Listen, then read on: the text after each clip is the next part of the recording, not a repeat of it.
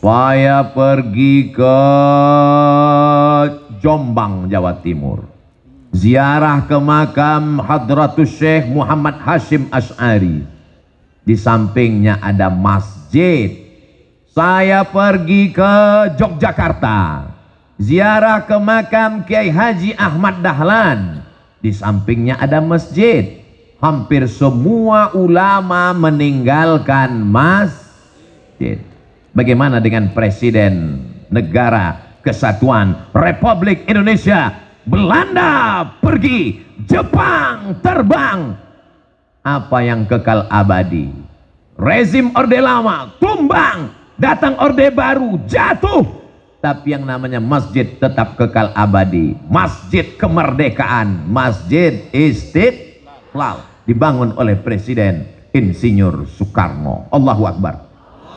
Kalau mau kekal abadi, bangun masjid. Doakan supaya Ustadz Somad bangun masjid sebelum meninggal. Ngeresmikan masjid udah banyak. Sampai hari ini saya kalau dihitung-hitung ngeresmikan banyak. Berikut ini pengguntingan pita oleh Ustadz Abdul Somad. Berikut ini pemencetan tombol. Akan terbuka tirai nama masjid.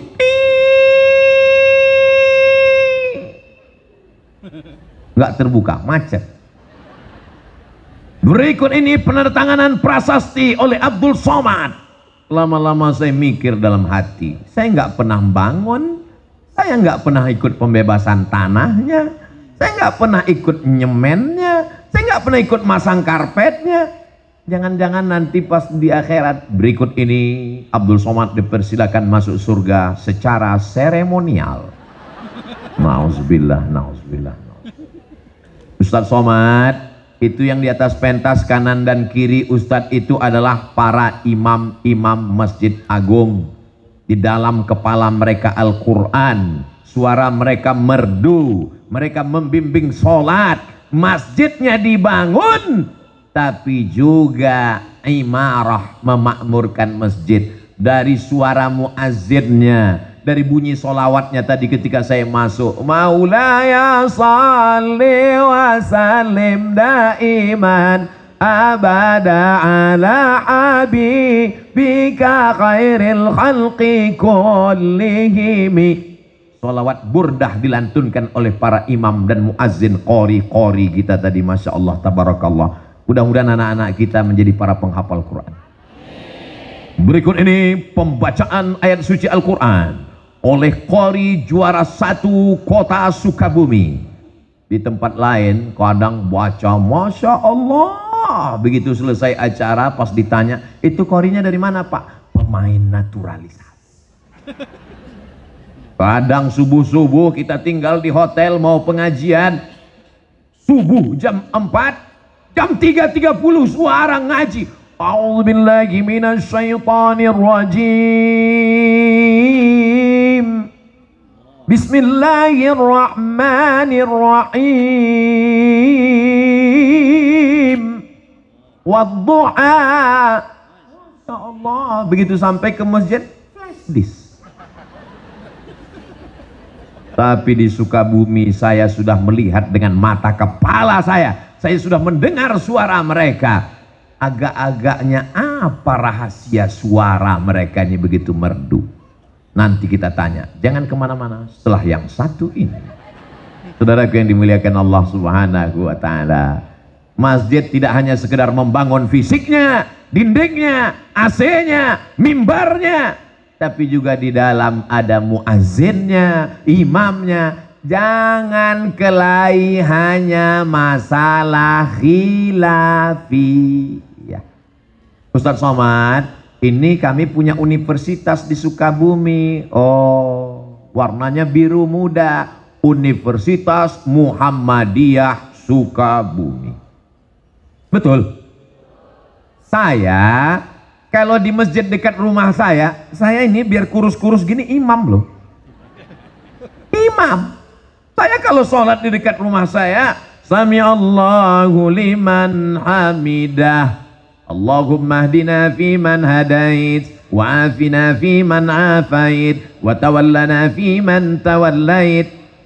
Tapi ketika saya ceramah di Masjid Muhammadiyah subuh, saya diminta jadi imam. Ustaz Somad silakan jadi imam. Batuk. Kenapa Ustaz nggak mau jadi imam? Memangnya Ustaz nggak bisa? Memangnya suara Ustaz nggak bagus? Memangnya Ustaz nggak hafal ayat? Kita tes. Bismillahirrahmanirrahim. Alhamdulillahi Rabbil Alamin, Ar-Rahmanir-Rahim, Maliki Yaumiddin, Iyyaka na'budu wa iyyaka nasta'in. Kalau Ustadz bisa jadi imam, kenapa nggak mau maju ke depan? Saya tahu di masjid itu bismillahnya sir. Alhamdulillahi Rabbil Alamin. Saya tahu di masjid itu kalau iktidal sami Allahu liman hamidah nggak baca kunut karena mereka pakai mazhab Ahmad bin Hanbal, mazhab Imam Ambali. Imam Ahmad bin Hanbal, Imam Ambali muridnya Imam Syafi'i tidak pakai kunut. Masih dalam ahlus sunnah wal menjaga masjid bagus, tapi menjaga persatuan dalam masjid mesti kita lestarikan. Maka jalan yang paling aman, jalan tengah adalah persilakan imam tetapnya maju ke depan. Apa susahnya ngaku batuk? Ustaz udah bohong, Ustaz kan nggak batuk. Suara saya agak serak-serak dikit. Habis ceramah, persatuan lebih diutamakan. Allahu Akbar. Saudaraku yang dimuliakan Allah Subhanahu wa Ta'ala, dalam satu agama, sedangkan beda agama aja kita bisa jaga persatuan, betul? Saya kemarin dapat WhatsApp, saya bacakan ya. Kok nggak kebuka? Ustadz Abdul Somad, kabarnya besok mau ceramah di lapangan Merdeka Kota Sukabumi. Tolong nanti sampai di sana, lihat sebelah lapangan tempat takbir akbar ada gereja. Itu gereja saya waktu masih kecil. Mana dia? Sebelah kanan. Sebelah kanan. Ikhtilaf jamaah. Ada yang nunjuk ke sana, ada yang nunjuk ke sana. Orang Sukabumi, kota santri, mayoritas muslim, apakah bisa bersama dengan saudaranya yang berbeda agama? Kalau berbeda agama saja bisa, apalagi sesama asyhadu an la ilaha illallah wa asyhadu anna muhammadan.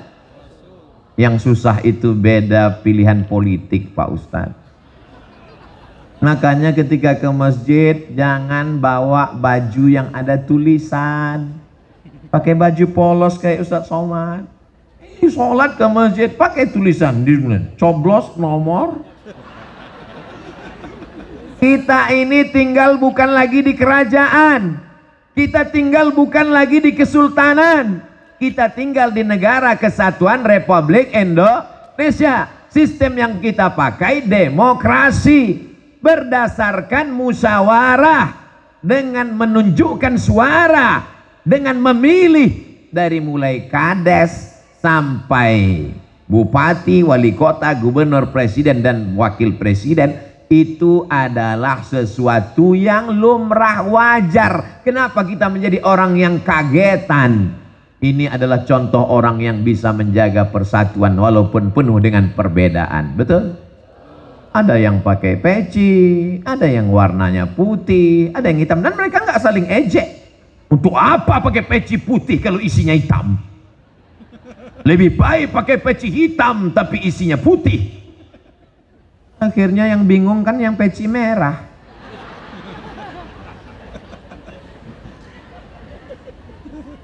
Ustaz Somad kenapa pakai peci merah? Saya dikasih sama jawara Betawi peci merah. Jadi saya pakai.